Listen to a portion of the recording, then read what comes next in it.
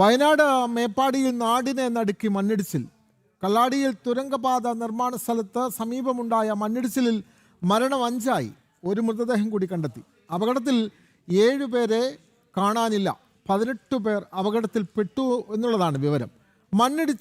മണ്ണിടിച്ചിലിൽ ഒരു വീടും ഒരു ക്രൈസ്തവ ദേവാലയവും പൂർണ്ണമായും മണ്ണിനടിയിലായി. ബസ് സ്റ്റോപ്പും പാലവും മണ്ണിൽ അടിയിലായിട്ടുണ്ട്. വയനാട്ടിൽ കനത്ത മഴ തുടരുകയാണ്.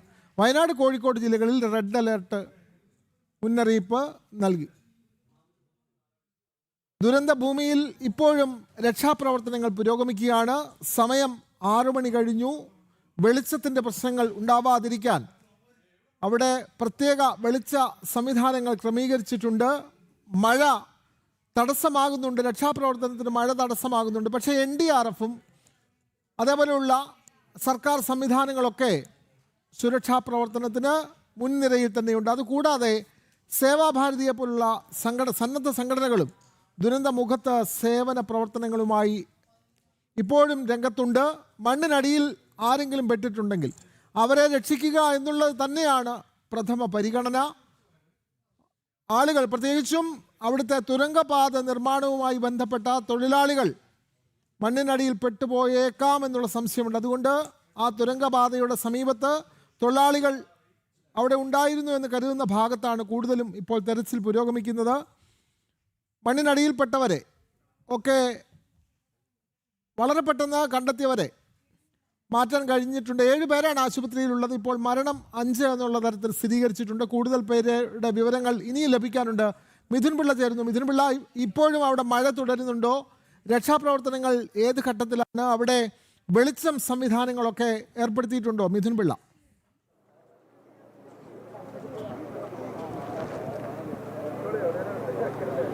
വിനോദ്, രക്ഷാപ്രവർത്തനം ഇപ്പോഴും തുടരുകയാണ്. NDRFിൻ്റെ അടക്കം വലിയൊരു സംഘം ഇപ്പോഴും ഇവിടെ പരിശോധനകൾ നടത്തിക്കൊണ്ടിരിക്കുന്നുണ്ട്. അങ്ങനെ ഈ മണ്ണ് ഇടിഞ്ഞു വീണ സ്ഥലങ്ങളൊക്കെ മണ്ണുമാന്തി യന്ത്രങ്ങൾ ഉപയോഗിച്ച് മണ്ണ് നീക്കം ചെയ്തുള്ള പരിശോധനകളൊക്കെ തന്നെ ഇപ്പോഴും പുരോഗമിക്കുന്നുണ്ട്. നമുക്കറിയാം, നിലവിൽ 5 മരണം എന്നുള്ള രീതിയിലേക്കൊരു സ്ഥിരീകരണം വരുന്നുണ്ട്. ഇനിയും ആളുകളെ കണ്ടെത്താനുള്ള എന്നുള്ളൊരു വിവരം തന്നെയാണ് നമുക്ക് ലഭിക്കുന്നത്. ഏതാണ്ട് 18 ആളാണ് ഈ മണ്ണിടിച്ചിലിൽ കുടുങ്ങിപ്പോയത്. അതിൽ 5 മരണം സ്ഥിരീകരിച്ചു. ബാക്കി ഉള്ള ഏതാണ്ട് 7 പേർ ആശുപത്രിയിലുണ്ട്. 2 പേർ പ്രാഥമിക ചികിത്സ നേടി ആശുപത്രിയിൽ നിന്ന് മടങ്ങുകയും ചെയ്തു. ഇനിയും 3 പേരോളമാണ് കണ്ടെത്താനുള്ളത് എന്നുള്ള ഒരു വിവരം കൂടി പുറത്തു വരുന്നുണ്ട്. ഏതായാലും അവർക്ക് വേണ്ടിയുള്ള തിരച്ചിലടക്കം ഇപ്പോൾ നടക്കുന്നുണ്ട്. അല്പസമയത്തിനകം തന്നെ മന്ത്രി ടി സിദ്ദിഖ് അടക്കമുള്ള ആളുകൾ ഇവിടേക്ക് വരുമെന്നൊരു വിവരം കൂടി ഏറ്റവും ഒടുവിലായി നമുക്ക് ലഭിക്കുന്നുണ്ട്. ഈ സംഭവസ്ഥലം സന്ദർശിച്ച ശേഷം കൽപ്പറ്റയിൽ ജില്ലാ കളക്ടറേറ്റിൽ അവിടെ മീറ്റിങ്ങും യോഗവും ഉണ്ടാകും. ആ യോഗത്തിൽ ചില കാര്യങ്ങളടക്കം തീരുമാനങ്ങൾ ഉണ്ടാകുമെന്നൊരു വിവരം കൂടി വരുന്നുണ്ട്. അവിടെ അദ്ദേഹം അവർ 2 മന്ത്രിമാരും മാധ്യമങ്ങളെ കാണുമെന്നൊരു വിവരം കൂടി ഏറ്റവും ഒടുവിലായി ലഭിക്കുന്നുണ്ട്. ഏതായാലും ഇപ്പോഴും ഈ ഒരു പ്രദേശത്ത് പരിശോധന തുടരുകയാണ്. അല്പസമയം മുമ്പ് വരെ ശക്തമായ മഴയുണ്ടായിരുന്നു. അതുകൊണ്ട് തന്നെ ഈ മണ്ണൊക്കെ മഴ പെയ്ത് ചളിക്കുളമായിട്ടുണ്ട് എന്ന് തന്നെ പറയേണ്ടിയിരിക്കുന്നത്. ഈ ജോലി ചെയ്യുന്ന ആളുകൾക്ക് വലിയ ബുദ്ധിമുട്ട് ഈ ഇടയ്ക്കിടയ്ക്ക് പെയ്യുന്ന മഴ ഉണ്ടാക്കുന്നുമുണ്ട്. അതിലും ഇടപെട്ട് ഇങ്ങനെ മഴ പെയ്തുകൊണ്ടേയിരിക്കുന്നുണ്ടായിരുന്നു. കാലാവസ്ഥ അനുകൂലമാണെങ്കിൽ രാത്രി വൈകിയും തിരച്ചിൽ തുടരാൻ തന്നെയാണ് നിലവിലത്തെ തീരുമാനം. അതൊരു പക്ഷേ ഒരു 10 മണി വരെയൊക്കെ നീണ്ടുപോകാനുള്ള സാധ്യത കൂടി നിലനിൽക്കുന്നുണ്ട്. അതേസമയം കാലാവസ്ഥ പ്രതികൂലമാകുന്നുണ്ടെങ്കിൽ ആ സമയം നോക്കി അടുത്ത ദിവസം ഈ തെരച്ചിൽ പുനരാരംഭിക്കുന്ന അടക്കമുള്ള രീതിയിലേക്ക് കാര്യങ്ങൾ പോകാനുള്ള സാധ്യതയും നിലനിൽക്കുന്നുണ്ട്. നേരത്തെ നമുക്കറിയാം, ഇതിനെ തൊട്ടടുത്താണ് ഈ മുണ്ടക്കൈ അടക്കമുള്ള ചുരൽമല അടക്കമുള്ള പ്രദേശങ്ങളുള്ളത്. ആ പ്രദേശത്തെ ബന്ധിപ്പിക്കുന്ന പ്രധാനപ്പെട്ട ഒരു പാലമായിരുന്നു ഇത്. ആ പാലത്തിലേക്കാണ് വലിയ തോതിൽ മണ്ണ് ഇടിഞ്ഞു വീണ് ഈ പ്രദേശത്തെ ഈ ഗതാഗതമടക്കം തടസ്സപ്പെട്ടു. 2 പ്രദേശങ്ങളെ ബന്ധിപ്പിക്കുന്ന അല്ലെങ്കിൽ ആ മേഖല ഒറ്റപ്പെട്ടു പോകുന്ന രീതിയിലേക്ക് കാര്യങ്ങൾ പോയിരുന്നു. പക്ഷേ കൃത്യമായ ഇടപെടലിലൂടെ ഈ പ്രധാന വഴിയിലെ മണ്ണൊക്കെ മണ്ണുമാന്തി യന്ത്രം ഉപയോഗിച്ച് കൃത്യമായി നീക്കം ചെയ്യുകയും ഒരു വാഹനത്തിൽ ഒരു ടിപ്പർ വന്ന് മണ്ണ് കയറ്റി പോകുമ്പോഴേക്കും അതിനടുത്ത ടിപ്പർ വന്ന് നിരന്തരം അവിടെ നിന്ന് മണ്ണ് നീക്കം ചെയ്ത് ബാക്കിയുള്ള റോഡിൽ വലിയ തടസ്സമുണ്ടായിക്കൊണ്ടിരുന്ന മണ്ണൊക്കെ ഇരുവശങ്ങളിലേക്കും തള്ളി മാറ്റിക്കൊണ്ട് അവിടെയുള്ള ഗതാഗതം പുനഃസ്ഥാപിക്കാനുള്ള നീക്കം നടത്തി. അതുകൊണ്ട് തന്നെ ചൂരൽമലയിലും അതുപോലെ തന്നെ മുണ്ടക്കൈയിലും കുടുങ്ങിപ്പോയ ചില ആളുകളെ അടക്കം തിരികെ നാട്ടിൽ ഇക്കരെ എത്തിക്കാൻ വേണ്ടി സാധിച്ചു എന്നുള്ളൊരു കാര്യം കൂടി ഈ ഒരു നിമിഷം എടുത്തു പറയേണ്ടതുണ്ട്. കാരണം അവിടെ ഒരുപാട് ആളുകൾ ജോലി ചെയ്യുന്നുണ്ട്, അവിടെ നിരവധി കുടുംബങ്ങളുണ്ട്. ആ കുടുംബങ്ങൾ ചില ആളുകൾ ഇക്കരെ വന്ന് അക്കരെ പോകാൻ പറ്റാത്ത പ്രതിസന്ധി അനുഭവിച്ചിരുന്നു. ചിലരാകട്ടെ അവിടെ ജോലിക്ക് പോയി തിരിച്ചു വരാൻ പറ്റാത്ത പ്രതിസന്ധി ഉണ്ടായിരുന്നു. പക്ഷേ നടന്നു പോകാൻ പറ്റുന്ന രീതിയിൽ മണ്ണ് നീക്കം ചെയ്ത ശേഷം അവരെയൊക്കെ അക്കരയ്ക്കും ഇക്കരയ്ക്കും കടത്തിവിടുകയും ചെയ്തിരുന്നു. ഏതായാലും ഇപ്പോഴും മണ്ണുമാന്തി യന്ത്രം ഉപയോഗിച്ചുള്ള തെരച്ചിൽ തുടരുകയാണ്. ആളുകളെ കണ്ടെത്താൻ കഴിയുമെന്നൊരു പ്രതീക്ഷ തന്നെയാണ് ഇപ്പോൾ ഈ സന്നദ്ധ പ്രവർത്തകരും NDRF-ഉം ഒക്കെ പങ്കുവയ്ക്കുന്നത്. അതിൻ്റെ ഭാഗമായി തന്നെയാണ് ഇപ്പോൾ ഈ ഒരു പരിശോധന തുടർന്നുകൊണ്ടേയിരിക്കുന്നത്. ഏതായാലും കാലാവസ്ഥ അനുകൂലമാണെങ്കിൽ രാത്രി വൈകിയും തിരച്ചിൽ തുടരാനുള്ള തീരുമാനത്തിലേക്ക് തന്നെയാണ് കാര്യങ്ങൾ പോകുന്നത്. വിനോദ്, ഒരുപക്ഷെ ഈ ദുരന്തം രാത്രിയിലായിരുന്നു സംഭവിച്ചുവെങ്കിൽ കൂടുതൽ മരണമുണ്ടാകാനുള്ള സാധ്യത കാണുന്നില്ലേ? പ്രത്യേകിച്ചും പകലായതുകൊണ്ട് ഈ മണ്ണ് ഇടിഞ്ഞു വരുന്നത് കണ്ട് നിരവധി ആളുകൾ ഓടി രക്ഷപ്പെടുന്നത് നമുക്ക് ആ ദൃശ്യങ്ങളിൽ കാണാം. പ്രത്യേകിച്ചും ഒരു ബസ് സ്റ്റോപ്പാണ്, അവിടെ കൂടുതൽ ആളുകൾ ഉണ്ടായിരുന്നു. അപ്പോൾ അതുകൊണ്ട് ഈ ചില വീടുകൾക്ക് മുകളിലേക്കും മണ്ണ് ഇടിഞ്ഞിട്ടുണ്ട്. ഈ വീടുകളിലൊക്കെ ഉള്ളവർ അല്ലെങ്കിൽ ആ വീടുകളിലൊക്കെ ഉള്ളവർ സുരക്ഷിതരായി അവരെല്ലാം മാറ്റിയിട്ടുണ്ടോ? ഈ വീടുകളുടെ മുകളിലേക്ക് കിടക്കുന്ന മണ്ണ് അത് ഒരു പരിധിവരെ നീക്കാൻ ഇപ്പോൾ കഴിഞ്ഞിട്ടുണ്ടോ? അത്തരം പ്രവർത്തനങ്ങൾ ഏത് ഘട്ടത്തിലാണ് മിഥുൻ പിള്ള?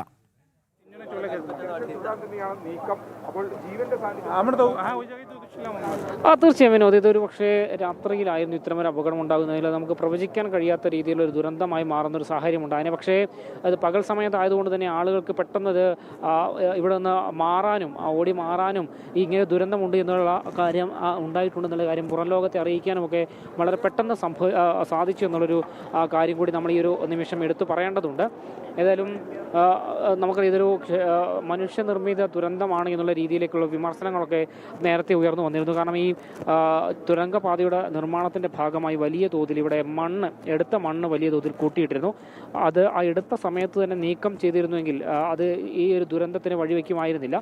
പക്ഷേ ഇത് എടുത്തിവിടെ കൂട്ടിയിട്ടു. ആ മണ്ണ് അതിന് പുറമെ കോൺക്രീറ്റ് പ്ലാസ്റ്ററിങ്ങും ചെയ്ത് ഇടിഞ്ഞു പൊളിഞ്ഞ് വീഴില്ലായതൊരു കണക്കുകൂട്ടൽ അധികൃതരെ സംബന്ധിച്ചുണ്ടായിരുന്നു. പക്ഷേ ആ കണക്കുകൂട്ടലൊക്കെ തെറ്റിച്ചുകൊണ്ടാണ് ശക്തമായ മഴയുണ്ടായ സമയത്ത് ഈ കോൺക്രീറ്റ് പ്ലാസ്റ്ററിങ് അടക്കമാണ് താഴേക്ക് തകർന്ന് വീഴുന്നൊരു സാഹചര്യമുണ്ടായി. അത് ഈ ദുരന്തത്തിൻ്റെ ഒരു ആഘാതം വർദ്ധിപ്പിച്ചു എന്ന് പറയേണ്ടിയിരിക്കുന്നു. കാരണം ആ താഴെ വീടുകളുണ്ടായിരുന്നു, തൊട്ടടുത്തൊരു പള്ളിയുണ്ടായിരുന്നു. ആ പള്ളി കോൺക്രീറ്റ് പാളികളടക്കം തകർന്ന് താഴോട്ട് വന്നപ്പോൾ ആഘാതം വർദ്ധിച്ചു. അതോടുകൂടി ആ വീടും അതുപോലെ തന്നെ പള്ളിയും അടക്കം പൂർണ്ണമായും തകർന്നു പോകുന്നൊരു സാഹചര്യമുണ്ടായി.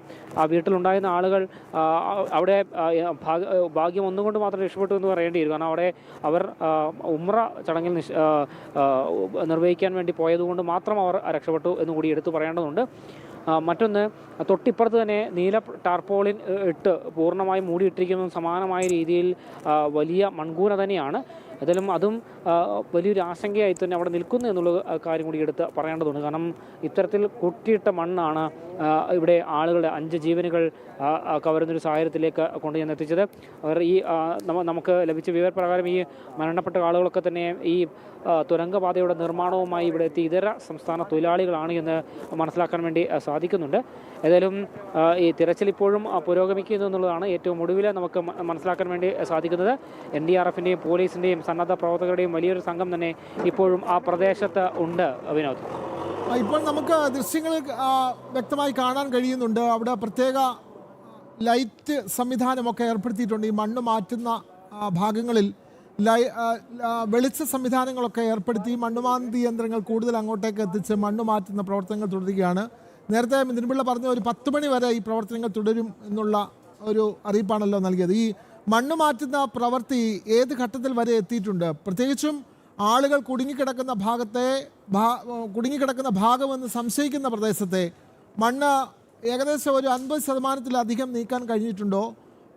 ആ പ്രവർത്തനങ്ങൾ ഈ 10 മണിയോടുകൂടി ആ ഭാഗത്തെ മണ്ണുകൾ മാറ്റാൻ കഴിയുമെന്ന് കരുതുന്നുണ്ടോ മിഥുൻ പിള്ള?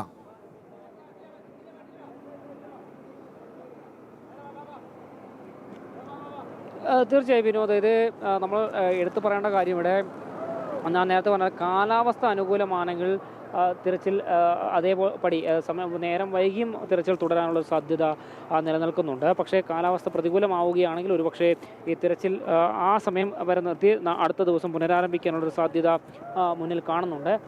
അതേസമയം ഇവിടെ നമ്മൾ നേരത്തെ പറഞ്ഞ പോലെ പ്രത്യേക ലൈറ്റ് സംവിധാനങ്ങൾക്ക് ക്രമീകരിച്ചുകൊണ്ട് തിരച്ചിൽ സുഗമമാക്കാനുള്ള ഒരു എല്ലാവിധ പ്രവൃത്തിയും നടന്ന് വരുന്നുണ്ട്. ഇപ്പോൾ നമുക്ക് ഈ മണ്ണുമാന്തി യന്ത്രം അടക്കം ഇവിടെ റോഡ് റോഡ് വൃത്തിയായിക്കൊണ്ടിരിക്കുകയാണ്. കാരണം റോഡിലൊക്കെ വലിയ തോതിൽ ചളി വന്ന് അടിഞ്ഞിട്ടുണ്ട്. ചെറിയ ഈ മണ്ണ് വന്ന് അടിഞ്ഞതിൻ്റെ പുറകെ മഴ കൂടി പെയ്തതോടുകൂടി ആളുകൾ നടന്നും വാഹനങ്ങൾ കടന്നുപോയൊക്കെ വലിയ രീതിയിൽ ചെളിക്കുളമായി മാറുന്നൊരു സാഹചര്യം ഉണ്ടായിട്ടുണ്ട്. അതൊക്കെ നീക്കം ചെയ്തുകൊണ്ടിരിക്കുകയാണ്. ഏതായാലും അവസാനത്തെ ആളെയും കണ്ടെത്താനൊരു പ്രവൃത്തി സജീവമായി തന്നെ ഇവിടെ നടക്കുന്നുണ്ട് എന്നുള്ള കാര്യമാണ് എടുത്തു പറയേണ്ടത്. ആ പ്രവൃത്തി ഏറെ വൈകിയും തുടരാൻ ഉള്ള സാധ്യത തന്നെ നിലനിൽക്കുകയും ചെയ്യുന്നു. ഈ വളരെ ദാരുണമായൊരു സംഭവം, അതായത് ചൂരൽമലയും മുണ്ടക്കൈയും കണ്ട അതേ ജനങ്ങൾ അതേ ജനങ്ങൾ അതൊക്കെ അതിജീവിച്ച് വരുന്ന സമയത്ത് തന്നെയാണ് വീണ്ടും അതുപോലൊരു ദുരന്തത്തിന് വീണ്ടും ഈ ഒരു നാട് സാക്ഷിയാകുന്നൊരു സാഹചര്യം ഉണ്ടായത്. ഏതായാലും ഇതിനെയും ധൈര്യത്തോടു കൂടി തന്നെ, അല്ലെങ്കിൽ ധൈര്യം ഈ ജനത നേരിടും, അതിനെ മറികടക്കുമെന്ന് തന്നെയാണ് ഈ ഒരു നിമിഷം നമുക്ക് പറയാനുള്ളത്. വിനോദ്, അതെ, ഒരു വലിയ മഹാദുരന്തത്തിൽ നിന്ന് വയനാട് ഉണർന്നു വരുന്നതേ ഉള്ളൂ. അത് ഉണർന്നു വരുമ്പോഴേക്കും അടുത്ത ദുരന്തം വന്നിരിക്കുന്നു. വലിയൊരു മണ്ണിടിച്ചിലാണ് സംഭവിച്ചത്.